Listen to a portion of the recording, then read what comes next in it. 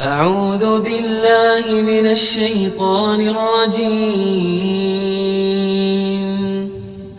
بسم الله الرحمن الرحيم Bismillahirrahmanirrahim.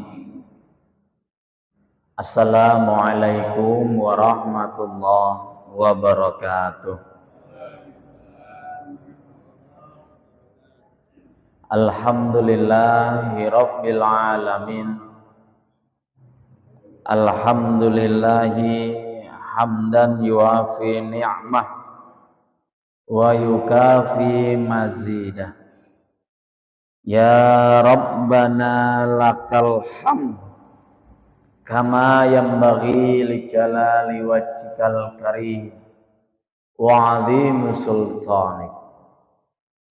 Asyhadu an la ilaha illallah wahdahu la syarikalah wa asyhadu anna Muhammadan abduhu wa rasuluh.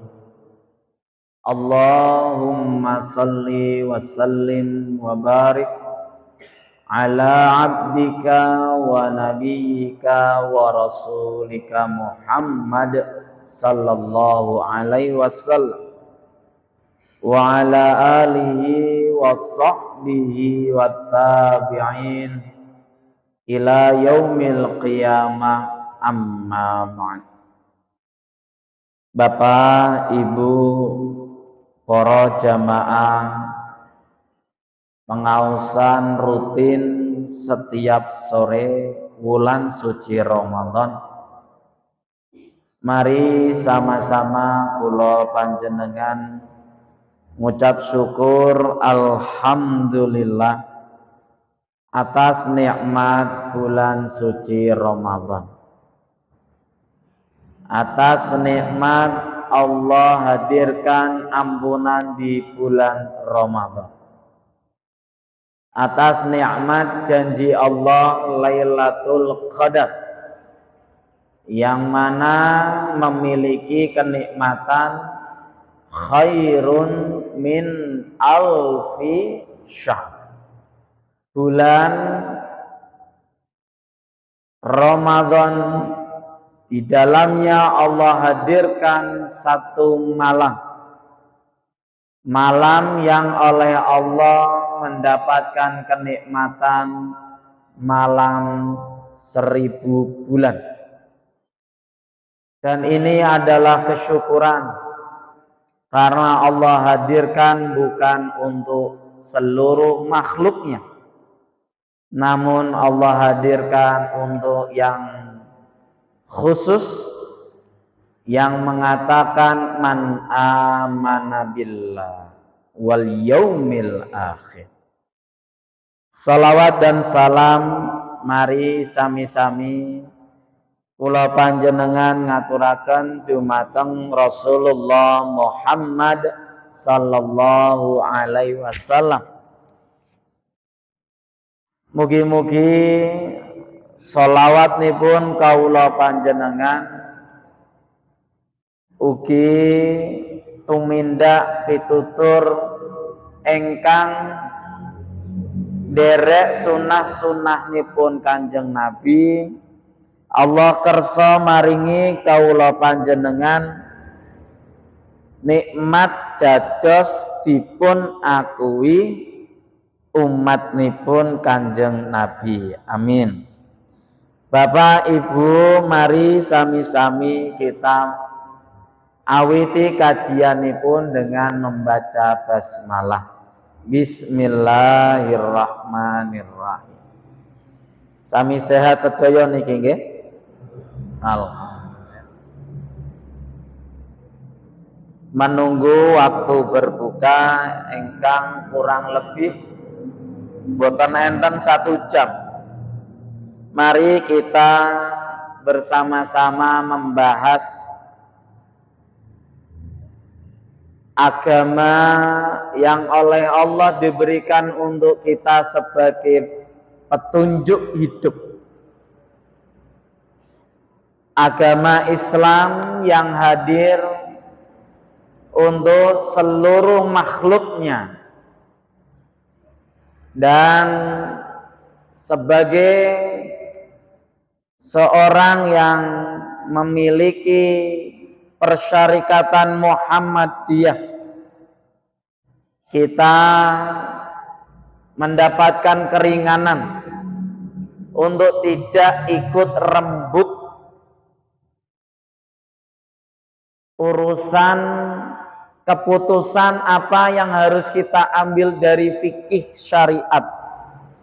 Namun oleh ulama-ulama dikumpulkan menjadi satu buku panduan, dan buku ini bernama Himpunan Putusan Tarjih. Sehingga manhaj yang oleh kita akui dan kita yakini menjadi ijtihad kebenaran dalam berfikih, tarjih adalah salah satu darinya. Karena tarjih tidak menghilangkan pendapat ulama yang dahulu, namun menggabungkan seluruh pendapat, baik dari dalil yang sudah berupa Al-Quran maupun hadis-hadis Nabi, menjadi satu kesatuan dalam landasan untuk berijtihad.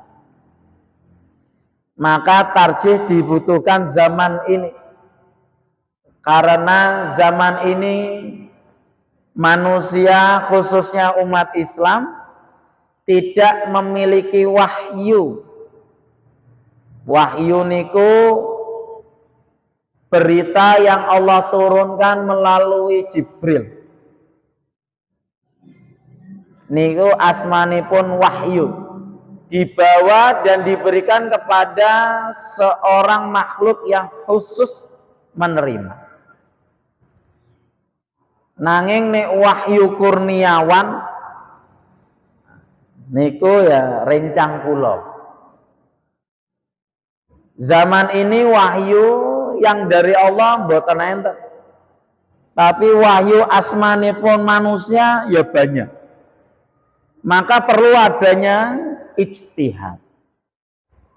Karena semakin kompleks permasalahan hidup, yang mana pada zaman Nabi kita belum terjadi apa yang sudah terjadi sekarang. Sebagai contoh, syarat mutlak untuk wajib sholat, diakui sahnya sholat, itu menghadap kiblat.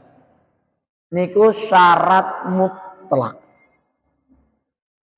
Tidak akan dikatakan sholat itu sah kalau tidak menghadap kiblat. Saat itu kiblat terlihat. Di Madinah pun orang-orang bisa memastikan kiblat arahnya mana. Namun bagaimana jikalau orang naik pesawat? Apakah ada pesawat terbang itu menunjukkan arah kiblat? Jikalau ada, mustahil menghadapnya itu bisa benar. Maka perlu ijtihad ulama.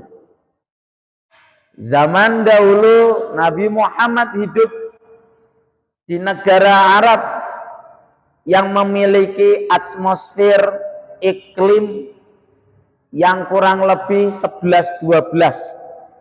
Tidak ada perbedaan yang besar negara Arab dengan negara Indonesia dari waktu pergantian siang dan malam. Namun Islam hadir untuk seluruh dunia. Maka ada orang yang hidup tidak sama waktu dengan kita. Mereka memiliki 4 musim, bukan 2 musim. Musim di mana musim dingin di beberapa negara, saya sebut Rusia yang utara, Norwegia, Skotlandia. Ketika musim dingin itu matahari hanya muncul 2 jam setiap hari. Kalau matahari muncul 2 jam setiap hari, bagaimana sholat subuh, duhur, asar, maghribnya? Bagaimana puasanya?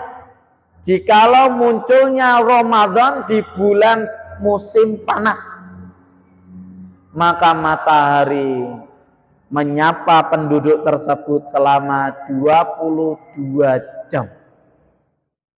Tiang Jawa 13 jam niku sampun kisut lemes dedes, niki 22 jam siang. Tadi siang kula jam 2 mampir ke warung makan Butopo, bungkus brongkos karena Mbah Kakung badhe buka di dalam kula, di griya kula.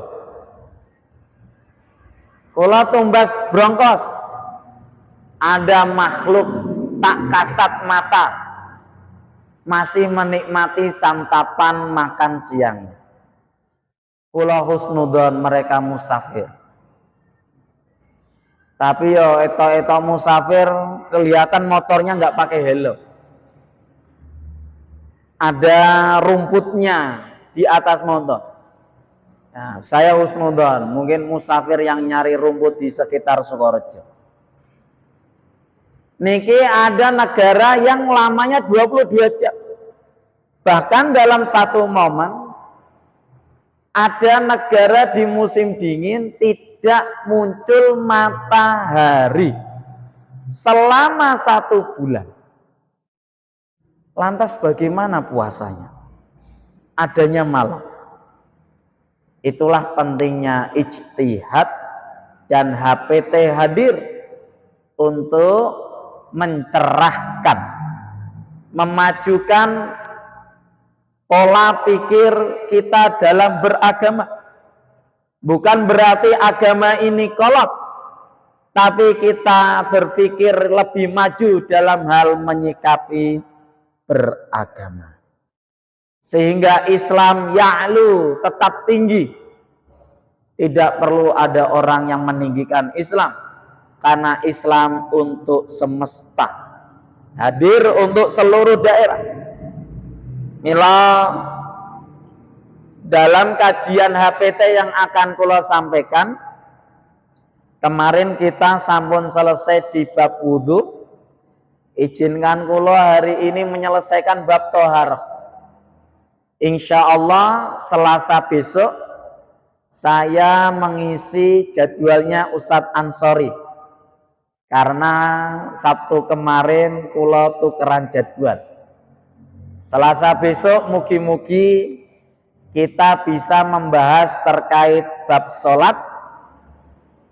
Sabtu terakhir sebelum selesainya bulan Ramadan, kita membahas terkait zakat dan bagaimana tata cara sholat Id yang sesuai dengan HPT. Apakah sama yang telah kita lakukan, atau ternyata di HPT berbeda dari yang kita lakukan? Bismillahirrahmanirrahim. Untuk bab toharoh wudhu yang pertama sampun.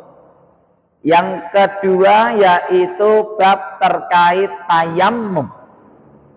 Sebelum masuk tayamum, ada tambahan yaitu bagaimana jika seseorang memakai alas kaki.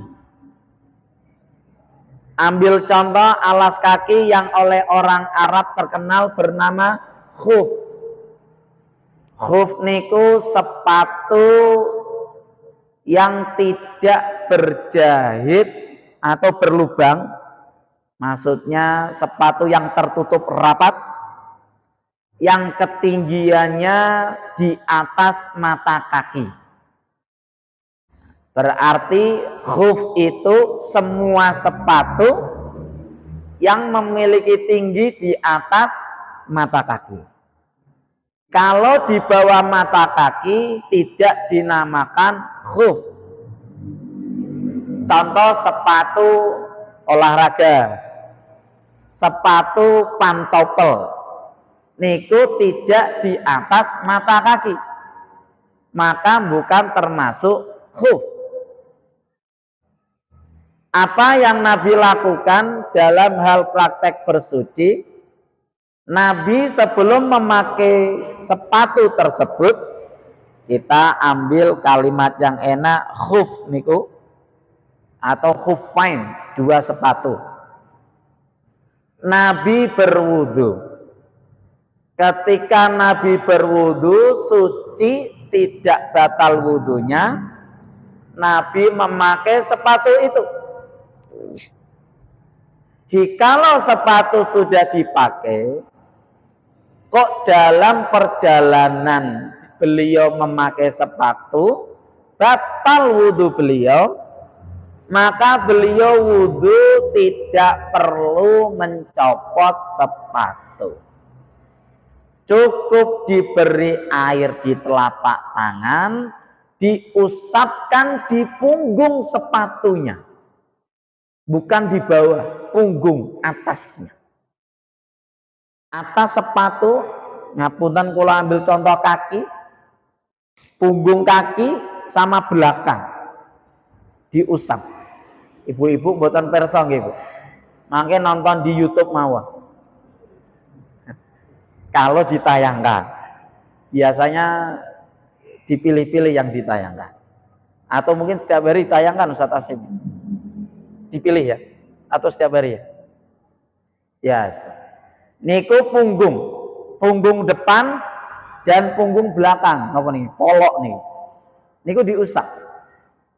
Sehingga tidak perlu melepas sepatu.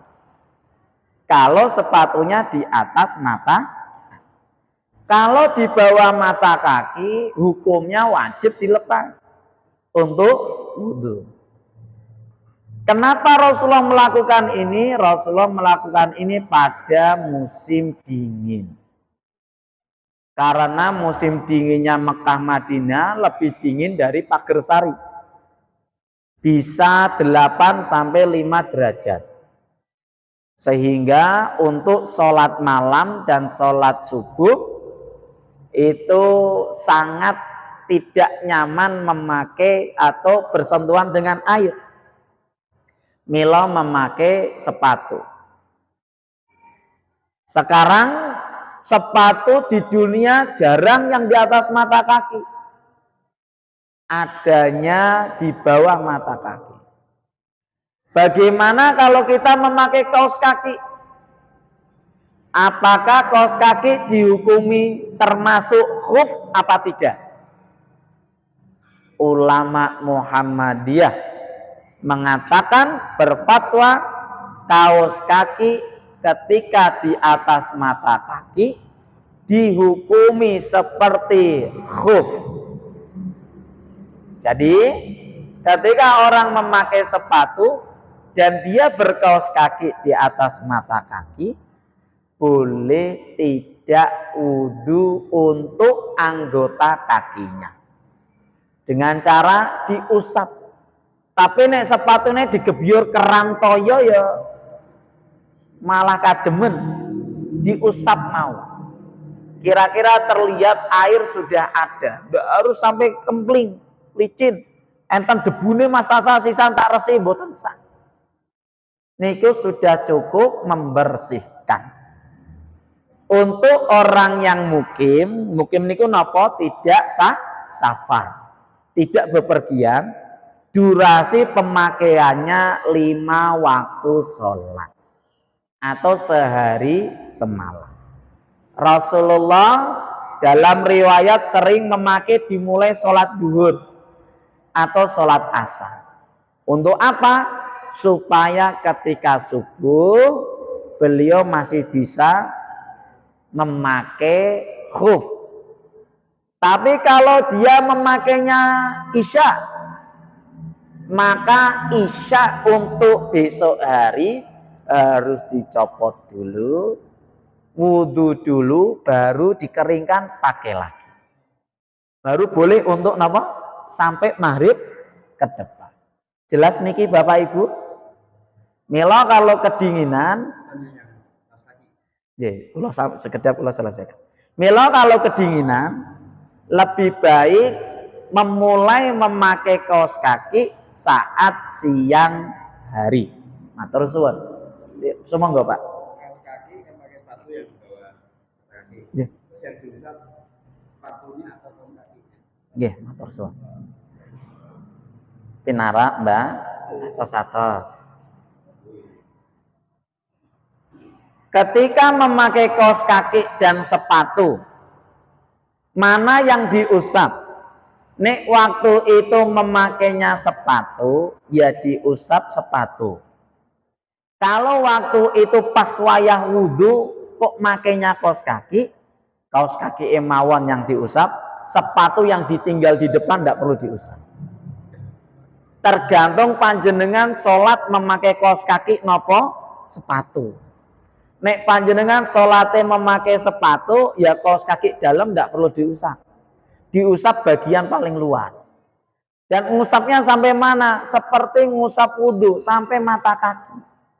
Boten sah sampai dengkul. Ngusap telapak paringi toyo, boten sah ditampung toyonya.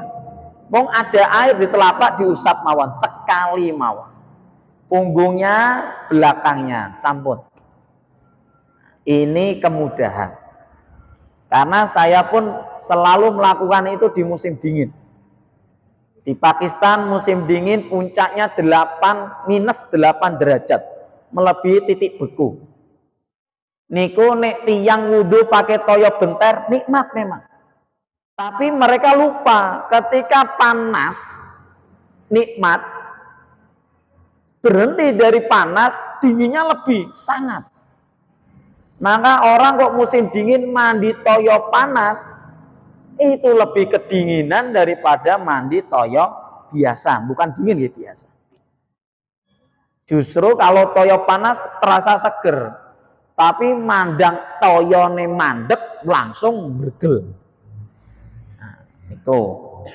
Maka baiknya memakai khuf. Bapak-bapak, ibu-ibu engkang sampun sepuh, boten kiat malih untuk napak ten keramik utawi lantai dingin, boleh memakai kaos kaki, tapi umurnya 1 hari 1 malam. Ketika sampun 5 waktu sholat, kaos kakinya diganti, dilepas wudhu malih, dikeringkan memakai handuk, memakai lagi kaos kaki yang baru. Dan bisa bertahan 1 hari 1 malam. Tapi untuk muka, tangan, rambut tetap memakai toyo.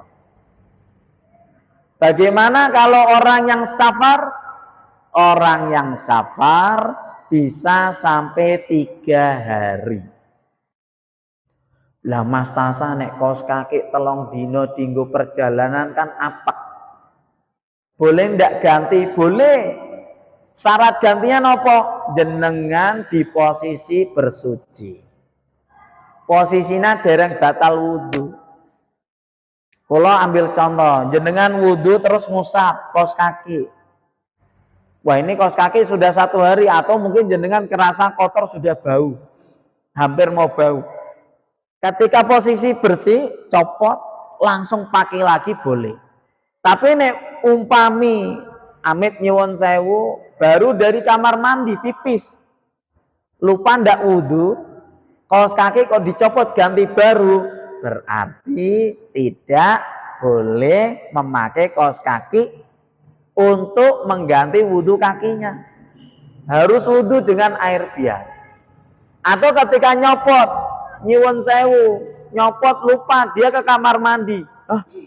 Sebelum memakai kaos kaki harus wudhu lagi. Tapi kalau habis sholat dia masih berwudhu, seperti kula panjenengan sakniki mungkin jenengan tindak dari dalemipun panjenengan temriki, kok dalam posisi wudhu ganti kaos kaki tidak masalah. Untuk musafir 3 hari 3 malam. Boleh, silahkan. Ada pertanyaan Bapak Ibu? Mboten enten nggih, kula lanjut. Selanjutnya yaitu tayamum. Tayamum niki ibu-ibu badhe pirsa napa mboten? Saya izin berdiri. Kameranya nyutingnya beda tempat nanti. Bapak Ibu, untuk tayamum HPT tayamumnya simpel sekali, yaitu sekali usap. Mana yang diusap? 2 bagian, wajah, telapak, punggung tangan. Telapak tangan dan punggungnya. Tidak perlu sampai sikuk.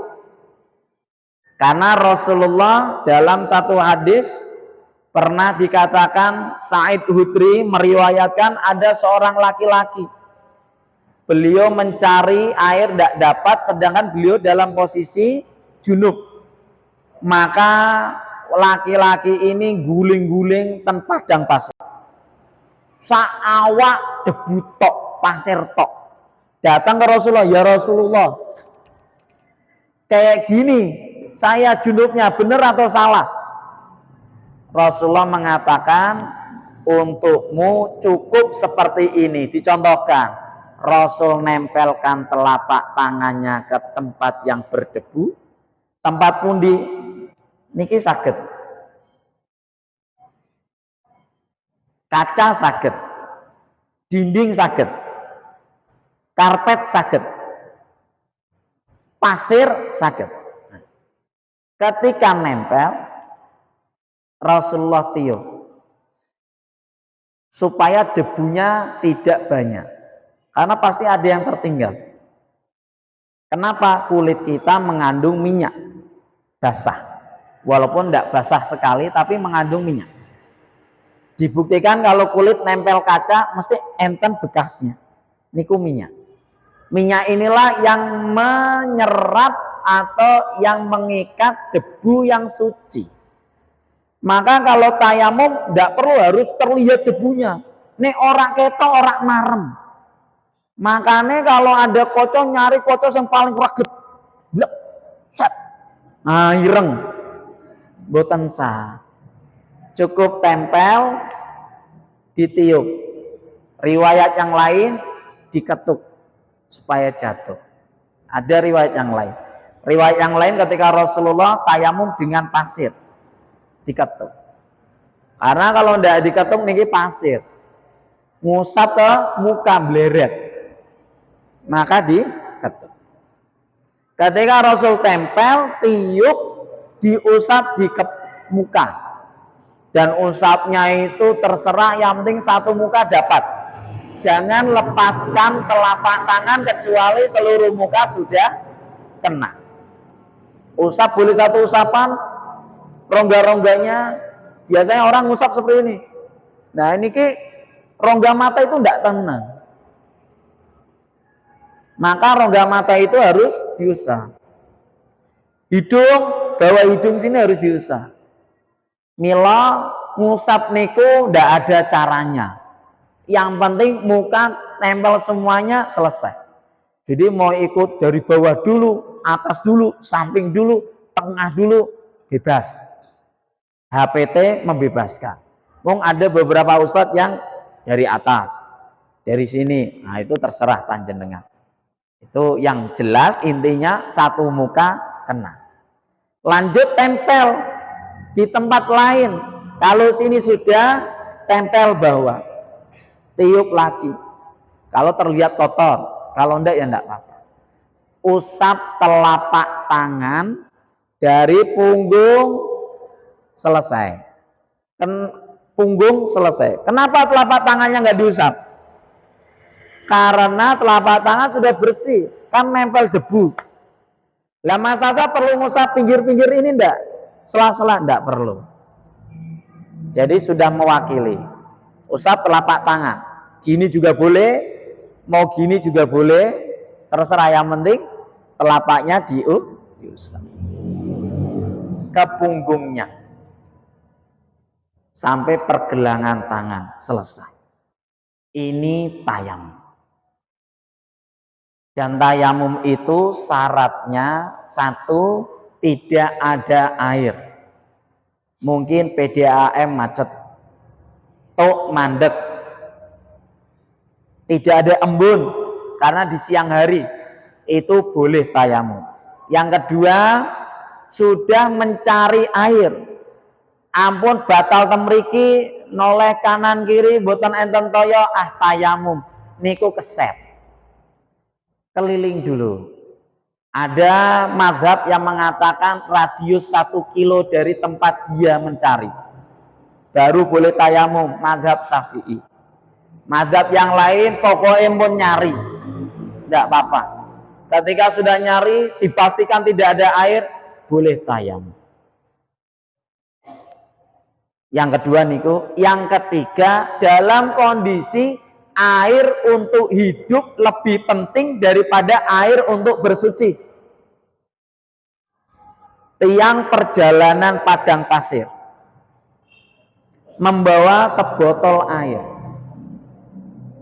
Di tengah padang pasir, dia tahu perjalanannya masih 1 pekan untuk masuk di kabilah yang ada airnya. Nek botol ini tak pakai wudhu, urepu 3 dino tok. Tapi nek nggak pakai wudhu, saya hidup sampai 1 pekan. Maka air untuk hidup lebih diutamakan daripada air untuk toharoh. Sehingga di pesawat terbang tidak boleh wudhu di kamar mandi. Bukan karena airnya terbatas saja, tapi karena untuk keselamatan satu pesawat. Nek toyo nyiprat sembarangan, bisa masuk ke dalam badan pesawat, ada kabel konslet, pesawat itu kecelakaan. Masalahnya, nek jalur darat kecelakaannya di darat, nek laut yo tenggelame ten laut, pesawat bisa kecelakaan di darat, bisa juga di laut, bisa di udara. Maka ada larangan memakai toyo. Sehingga di pesawat ijtihad ulama boleh tayamum. Tapi Mas Tasa wonten sing ngotot tetap wudu di kamar mandi niku pripun? Harus kita peringatkan bahwasanya tayamum itu boleh. Walaupun wudu tetap diperbolehkan, kita tidak boleh mengatakan itu haram. Tapi tayamum boleh. Jadi tidak perlu sampai mengotori kamar mandi. Inilah praktek cara tayamum.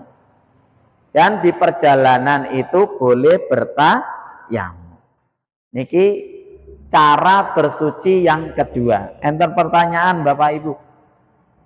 Selain pakai debu boleh tidak pakai yang lain? Contoh pakai tisu. Tisu basah. Niku toyo napa mboten? Boleh napa mboten? Tisu basah itu bisa digunakan untuk bersuci kalau memang air yang ada di tisu itu air mutlak bersih. Tapi kalau air sabun tidak bisa menyucikan. Dia bisa membersihkan, tapi tidak bisa menyucikan. Air sabun membersihkan, bukan menyucikan. Jadi kalau tisu basahnya itu mengandung sabun, boten saged. Tapi kalau basah murni toyo, itu boleh untuk digunakan berwudu. Kita lanjut. Kalau tidak ada pertanyaan, yaitu praktek untuk mandi wajib. Ini bisa sebulan sekali untuk ibu-ibu. Untuk bapak-bapak ya tergantung kondisi. Bisa sebulan, seminggu sekali, 3 hari atau setiap hari. Mandi wajib. Kapan itu mandi wajib? 5. Pertama, keluarnya air mani. Orang wajib mandi. Entah itu mani yang terpaksa keluar atau keluar secara sukarela. Karena kadang mani bisa dalam kondisi tertentu keluar tanpa kita merasa. Dalam mimpi, maksudnya tidur dan lain sebagainya. Khusus untuk tidur, perlu kaula perjelas, tidur yang keluar mani itu bukan karena mimpi berhubungan badan, tapi karena kecapean. Karena dia tidur terlelap, tiba-tiba keluar mani. Tapi kalau mimpi berhubungan badan, itu terindikasi ada golongan jin yang memiliki keterkaitan dengan manusia. Apalagi berhubungan badannya itu dengan manusia, entah itu perempuan atau laki-laki yang lain, atau menyerupai pasangannya dengan memakai pakaian yang dipakai pasangannya hari itu. Itu jin yang menyamar untuk bisa menikmati badan manusia.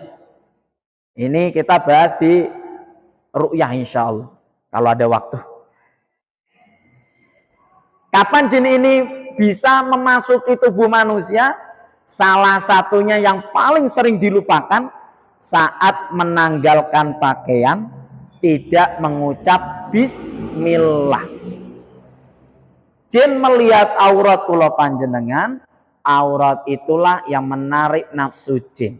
Sehingga jin itu membuat manusia itu gampang membenci pasangan halalnya. Tapi ramah sama orang lain. Nek pasangane melakukan kesalahan dikit, ambil contoh, naruh sandal di atas lantai yang baru dipel. Miku nek mendeli, nek mencucu, 2 jam ora mandek. Tapi kalau orang lain, buatan napa-napa, monggo. Itu sebab salah satunya orang ini mulai disukai jin.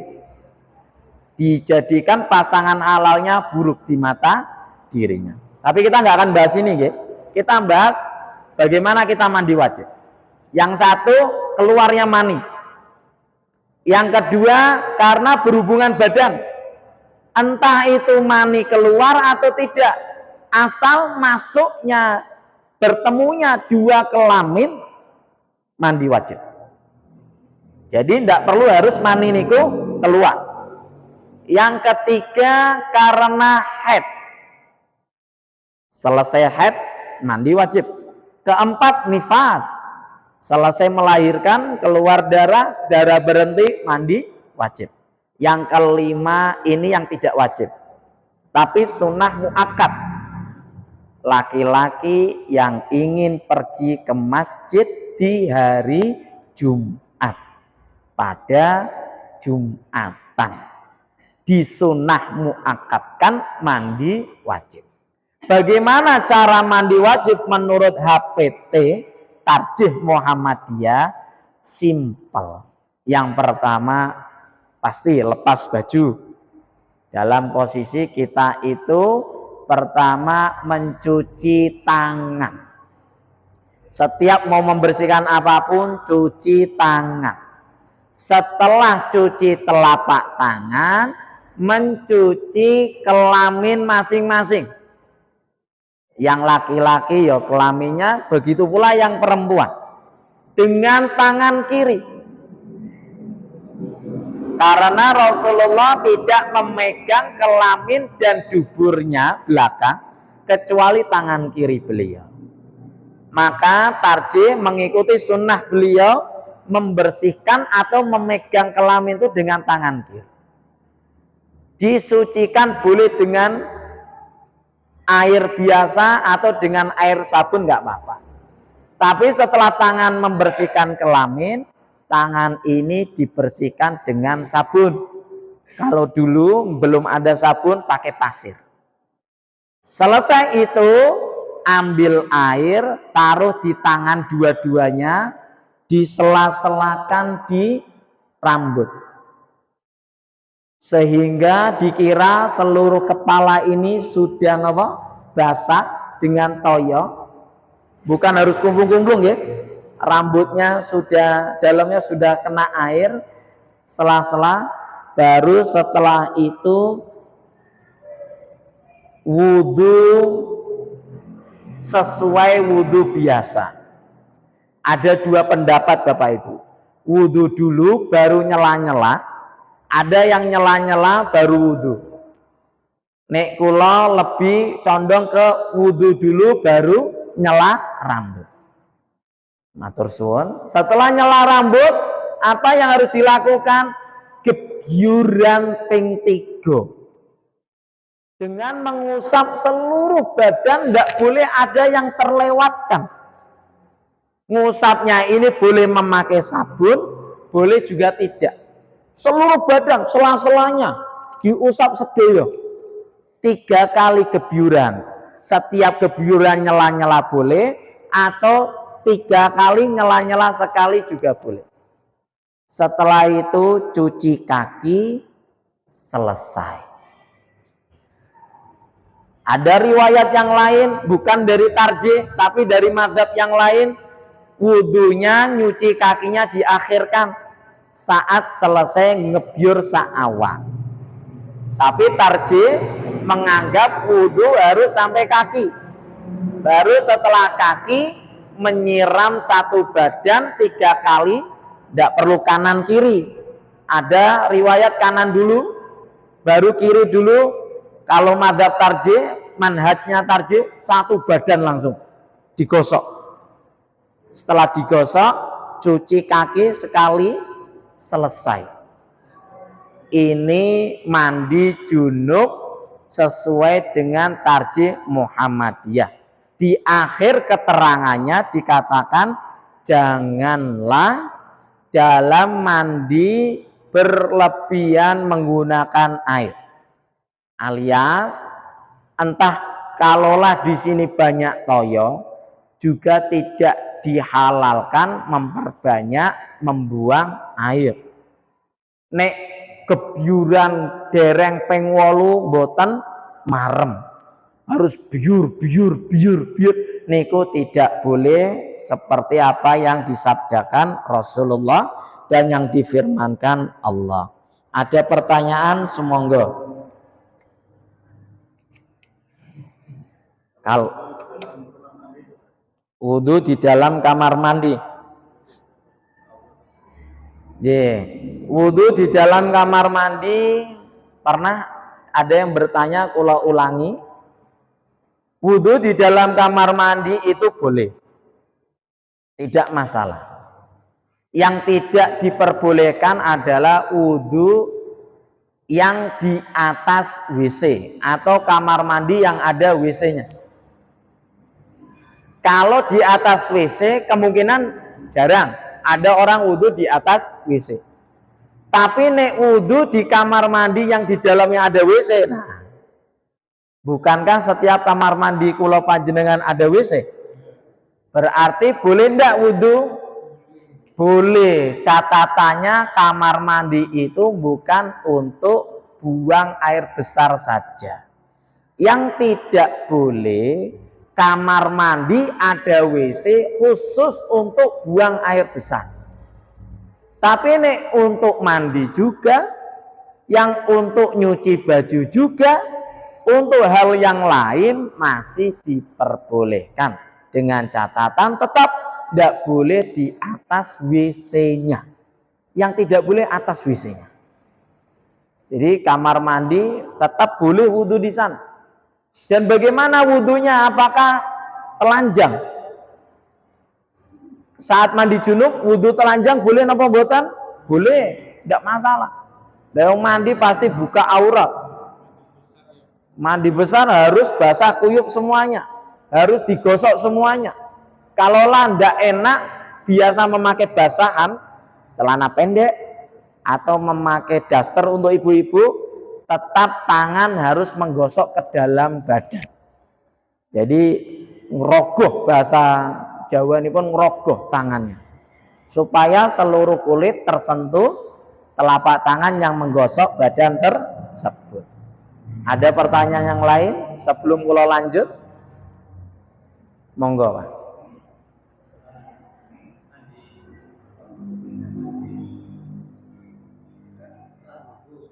Yeah.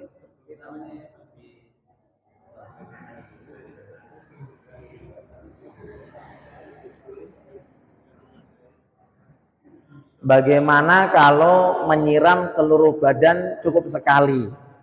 Karena dari bahu sekali kanan, bahu kiri sekali, baru gebyuran di atas. Kalau mengikuti tarjih mewajibkan 3 kali satu badan. Tidak perlu perbagian 3-3, tidak perlu, tapi satu badan. Tapi kalau jenengan bahu dan atas niku masih ada mazhab yang lain yang memperbolehkan. Jadi dalam hal ini kita belajar bahwasanya di tarjih sudah ada putusan yang bisa kita ikuti. Tapi bukan berarti itu mutlak satu-satunya. Jenengan kalau mau mandi mengikuti mazhab yang lain, ambil contoh Syafi'i. Syafi'i setiap anggota badan dibasuh 3 kali. Khususnya kanan dulu 3, baru kiri 3, baru satu badan 3. Bahkan Syafi'i mengatakan telapak wajib mengelilingi satu badan selama 3 kali. Mila nek ada orang mengikuti mazhab Syafi'i, mandinya seperti Syafi'i, niku dangu Bapak. Karena harus seluruhnya terbasuh dan tergosok. Bahkan rambut itu harus basah ketika keseluruhan. Sedangkan kalau mazhabnya Abu Hanifah, rambut asal dibasuh 3 kali, walaupun dalamnya kadang tidak basah, tidak masalah. Tapi kalau Syafi'i harus memperhatikan sampai basah sedoyo. Maka pertanyaan panjenengan hukumnya boleh. Tapi Muhammadiyah melakukan harus dibasuh seluruhnya 3 kali. Nah, terus ada yang lain silahkan. Monggo. Wudu ada tayamum. Enggak Ibu, sekejap. Niki ada yang tanglet. Wudu ada tayamum. Mandi wajib ada pengganti napa mboten? Tayamum itu menggantikan wudu dan mandi. Nek jenengan junub kok boten enten toyo, ya pun basuh muka, pasurya kali telapak mawon, punggung. Jadi ndak perlu satu badan jenengan lapi debu mboten apa. Tayamum niku pengganti bersuci dengan air. Matur suwun. Ibu ada pertanyaan? Dicatat utawi disampaikan boleh, Bu. Tapi saya tidak dengar kalau dari sana.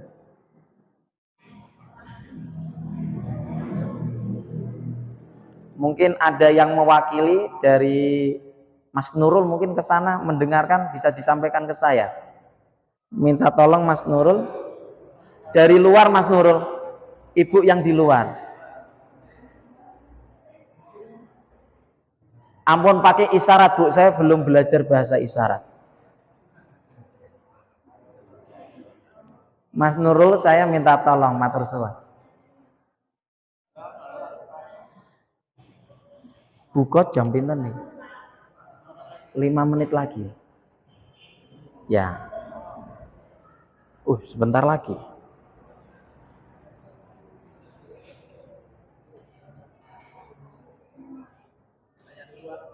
Monggo. Monggo Ustaz. Apa hubungannya istinja dengan tayamum jadi kaitannya? Istinja niku membersihkan lubang dubur ketika kita selesai buang air besar. Jadi istinja niku membatalkan wudhu dan tayamum, tidak membatalkan mandi wajib. Maka ketika orang mandi wajib, kok karena sudah di kamar mandi juga istinja, boten nopo-nopo. Tapi untuk sholat dia tetap harus wudhu dulu, karena istinja membatalkan wudhu. Jadi kula lanjut istinja, tapi sampun diteruskan jenengan. Monggo.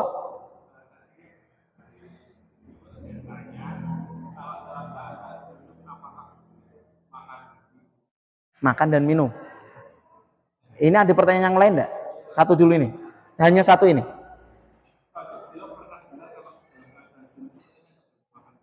Oh, iya. Apa yang dilarang saat sedang junub? Bagusnya seperti itu pertanyaan. Apa yang dilarang saat sedang junub? Yang dilarang saat sedang junub adalah apa yang dilakukan sebab dia junub.